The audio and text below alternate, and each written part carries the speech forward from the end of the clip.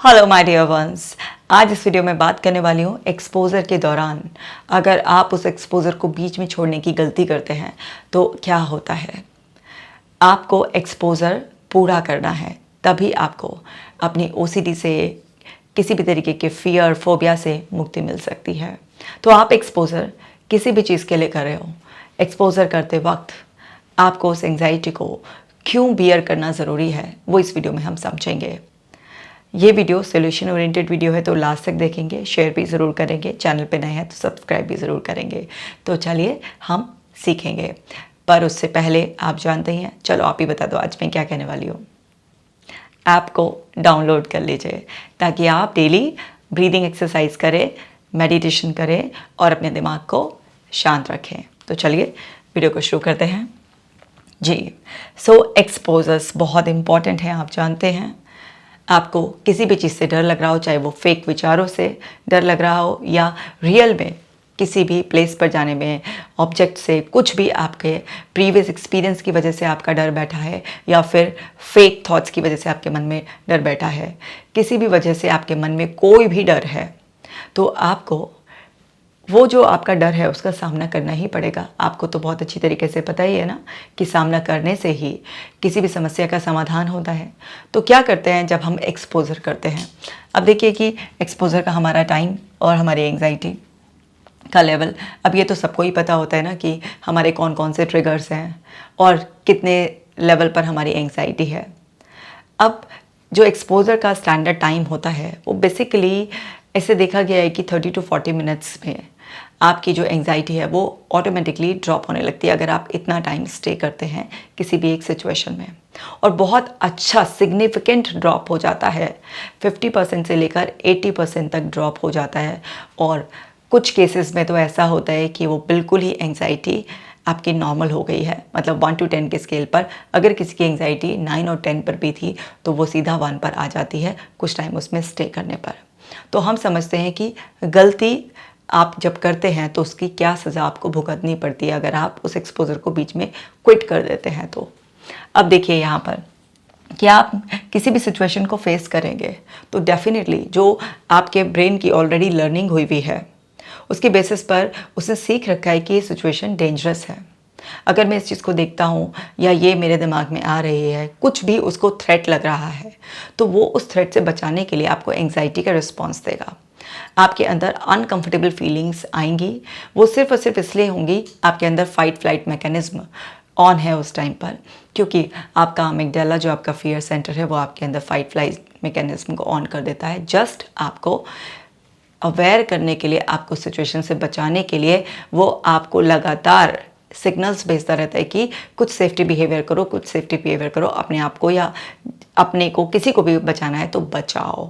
तो आप जब एक्सपोजर करेंगे तो बहुत ही ज़्यादा नेचुरल है कि जब आप उस सिचुएशन को फेस करेंगे तो आपकी एंग्जाइटी इस तरह से ऊपर जाएगी। आप यहाँ देख रहे हैं, अभी एंग्जाइटी आपकी ऊपर जा रही है, जा रही है, जा रही है, क्योंकि जब आप एक्सपोजर करें तो एंग्जाइटी आपकी रैपिडली इंक्रीज़ हो रही है, जो कि होगी, नेचुरल है।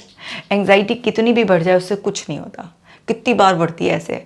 लेकिन अगर आप उस एंग्जाइटी के बढ़ने पर, यार ठीक है एंग्जाइटी तो है, नॉर्मली तो है, क्या फ़र्क पड़ना है, अरे थोड़ी देर में ठीक हो जाएगा, ऐसे नॉर्मल है एंग्शियस फील करना, इस तरीके से।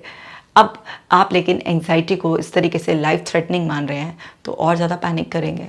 आपको समझ रहे हैं कि आपकी एंग्जाइटी जब आप एक्सपोज करेंगे ऊपर जाएगी। अभी आप यहाँ पर देख रहे हैं कि यहाँ पर क्या हो रहा है कि जब आप यहाँ पर ये एंग्जाइटी बढ़ रही है, यहाँ पर ये एरो देख रहे हैं ना, ये वाला, ये क्या है, अवॉइडेंस और कंपल्सिव बिहेवियर। यानी कि जैसे ही एक्सपोजर चालू किया, एंग्जाइटी बढ़नी शुरू करी और पैनिक का पीक आना शुरू हुआ, तो नहीं नहीं मुझे नहीं करना एक्सपोजर, मुझे नहीं करना, और आप हट गए, रोने लगे, परेशान होने लगे।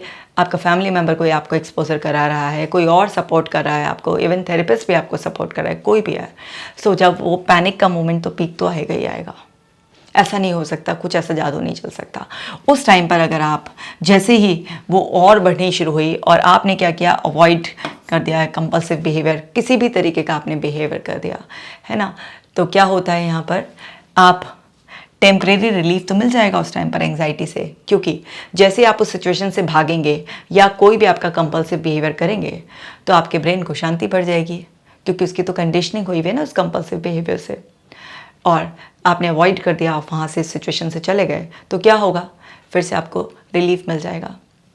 जैसे मेरे एक क्लाइंट थे, उनको क्या था कि जब भी वो मेट्रो में, किसी भी ट्रेन में, ऐसे बस में, कहीं पर भी पब्लिक ट्रांसपोर्ट में ट्रैवल करते थे तो उनको बहुत ज़्यादा एंग्जाइटी होती थी।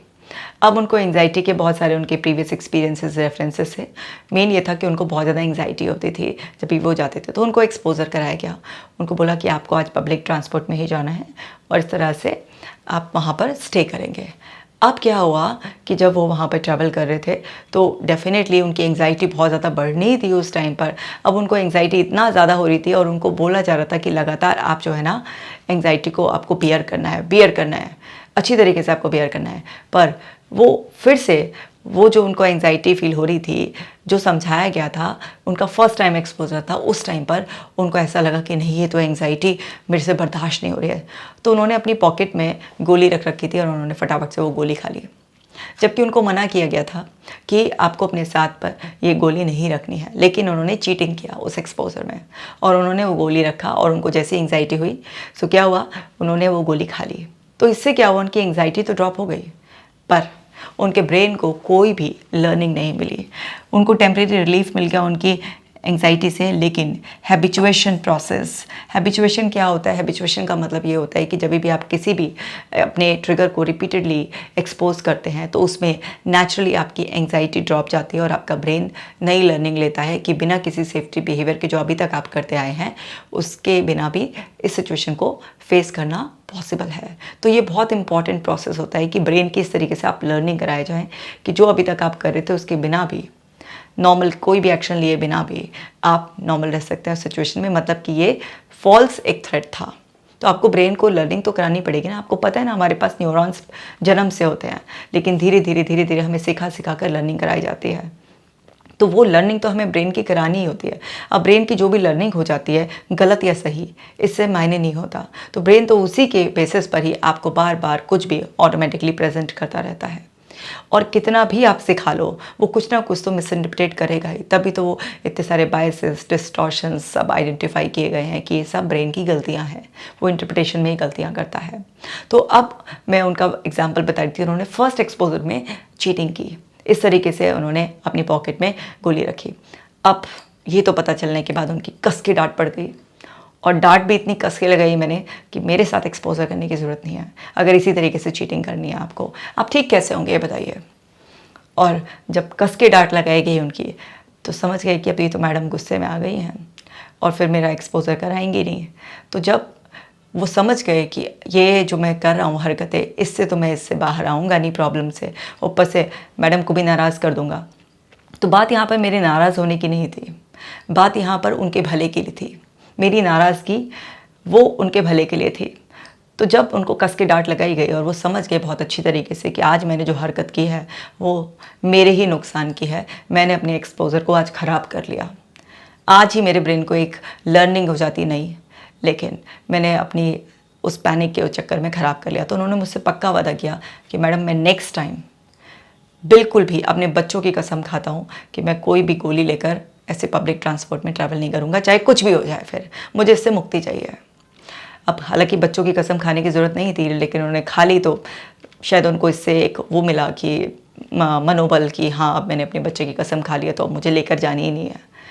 तो फिर हमने नेक्स्ट टाइम जब एक्सपोजर प्लान किया उनका, तो उस टाइम वाकई उन्होंने कोई भी अपने साथ गोली वोली कुछ नहीं लेकर आए। और उनकी बहुत एंग्जाइटी हो रही थी, इतनी एंग्जाइटी हो रही थी कि उनके आसपास जो लोग बैठे हुए थे वो भी सब नोटिस कर रहे थे कि इस पर्सन के साथ कुछ प्रॉब्लम है।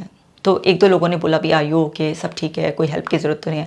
उन्होंने बोला नहीं इट्स ओके, बस गर्मी की वजह से सफोकेशन हो रहा है, नॉर्मली मुझे भीड़ में थोड़ा सा ऐसा होता है। बस इस तरीके से उन्होंने कह के वो एक दो लोग जो पूछ रहे थे कंसर्न के लिए, उन्हें शांत कर दिया। लेकिन वो बैठे रहे और उन्होंने महसूस किया कि जैसे ही 10-15 मिनट बीते उनकी एंग्जाइटी अपने आप ही ड्रॉप होना स्टार्ट हो गई। फिर उनको कॉन्फिडेंस आना शुरू हुआ और इस तरीके से जब उन्होंने पूरा का पूरा 50 मिनट्स का वो पूरा जर्नी तय किया, तो तब उसके बाद उन्होंने बताया कि मैडम अब मुझे बिल्कुल भी ऐसी एंग्जाइटी फील नहीं हो रही है, मुझे काफ़ी नॉर्मल लग रहा है।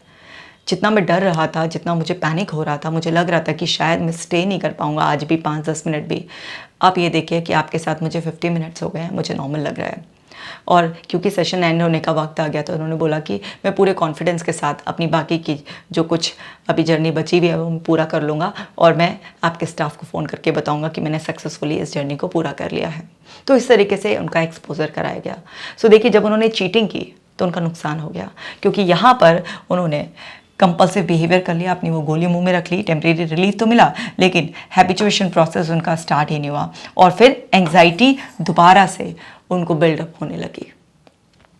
अब अगर आप वो पीक पर इस तरीके से स्टे करते हैं तो एंग्जाइटी अपने आप ही, देखिए ना, ये यहाँ पे ऑटोमेटिकली ड्रॉप हो रही है, तो ये अपने आप ही ड्रॉप होकर पूरा का पूरा ऐसे ख़त्म हो जाएगी, और यहाँ पर आपका जो हैबिचुएशन प्रोसेस है, यानी कि एंग्जाइटी आपकी घटती जा रही है, नेचुरली हर बार घटती चली जाएगी, वो पूरा हो जाएगा, और इस तरीके से आप किसी भी अपने डर से पूरी तरीके से बाहर आ जाएंगे।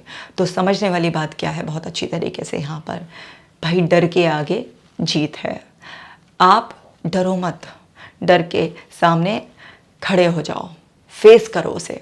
अब देखिए, जैसे मैंने उनका एग्जांपल दिया, ये तो एक एग्जांपल है, ऐसे कितने एग्जांपल्स हैं। सो कुछ लोग ऐसे होते हैं जो शुरू में डर जाते हैं, गलती उनकी भी नहीं होती है, लेकिन क्या करें, थेरेपिस्ट को थोड़ा सा हार्ड होना पड़ता है। कई बार जब मैं अपने क्लाइंट्स को रुलाती हूँ बहुत बुरी तरीके से, उनको ऐसा लगता है कि मैं कितनी बुरी हूँ कि इतना टॉर्चर कर रही हूँ, क्या मैं समझ नहीं रही हूँ उनको, पर दिल पर पत्थर रख के उन्हीं के भले के लिए उनको एक्सपोजर कराना पड़ता है।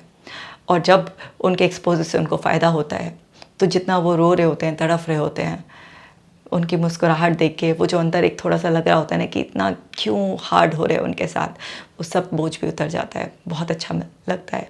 समझिए इस बात को कि आप जब तक तकलीफ़ सहेंगे नहीं तब तक ये तकलीफ़ जाएगी नहीं। समझिए, आपको किसी और तरीके से उस टाइम अपनी एंग्जाइटी को डाउन नहीं करना है, क्योंकि आपके ब्रेन की वही घिसी पिटी पुरानी लर्निंग होती रहेगी कि अदर वे से एंग्जाइटी को ड्रॉप करना है। उसकी एक नई लर्निंग करानी है हमें, इस हैबिचुएशन प्रोसेस को एक्टिव करना है, यानी कि नॉर्मल वे में एंग्जाइटी डिक्रीज़ हो रही है, और कुछ ही टाइम के बाद वो सब ट्रिगर ख़त्म हो जाता है। अब जैसे उनका एग्जांपल दिया था मैंने, अब वो नॉर्मल कितना भी खचाखच जो है ना भीड़ हो, बिल्कुल स्लीपर, उसमें भी एक वो होता है ना कैटेगरी ट्रेन की, उसमें भी उनको भेजा, धक्का मुक्की खचाखच बिल्कुल, अब वो कहीं पर भी जा सकते हैं। तो देखो ना, कुछ समय के लिए उन्होंने तकलीफ़ सही, लेकिन उसके बाद मुक्त हो गए, अब अच्छी तरीके से अपनी ज़िंदगी जी रहे हैं। तो ऐसे आप भी जी सकते हो। तो बहुत ही अच्छी तरीके से समझो इस बात को, अपने आप को मुक्ति दो, आप ही दे सकते हो। मैं बता सकती हूँ, पर करना आप ही को पड़ेगा। मैं चाहती हूँ कि आप जल्दी से जल्दी ठीक हो जाएं। अपना खास ख्याल रखना। मैं मिलूँगी आपसे नेक्स्ट वीडियो में।